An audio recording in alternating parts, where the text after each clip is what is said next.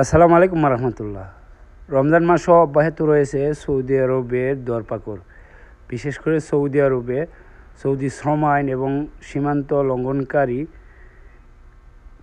২৭শে ফেব্রুয়ারি থেকে ৫ মার্চ পর্যন্ত দেশব্যাপী অভিযান পরিচালনা করে প্রায় ২০,৭৪৯ জন অধিবাসীকে সৌদি প্রশাসন গ্রেপ্তার করে।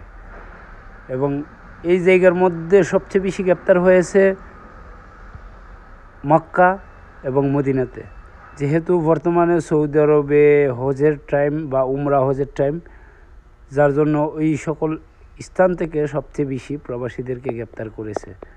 যারা সৌদি আরবে আছেন একটু সাবধানে চলাফেরা করবেন, এবং বিশেষ করে যদি কোনো ব্যক্তি যার কোনো একামা বা কাগজপত্র নাই, উমরার উদ্দেশ্যে রওনা দেন, মক্কা কিংবা মদিনাতে যান, অবশ্যই এই বিষয়গুলো মাথায় রেখে সাবধানে এবং সতর্কতার সাথে যাবেন।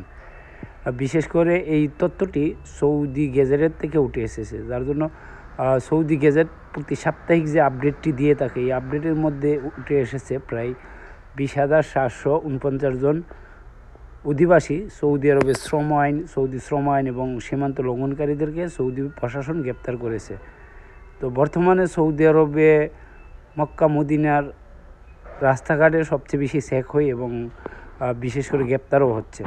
তো যারাই উমরাতে যাবেন না কেন, বিশেষ করে এই সময়টাতে প্রবাসীরা সবচেয়ে বেশি রমজানে উমরাতে যায়, আর এই সময়টাতে প্রত্যেকটি রাস্তার মধ্যে প্রচুর পরিমাণে চেক থাকে।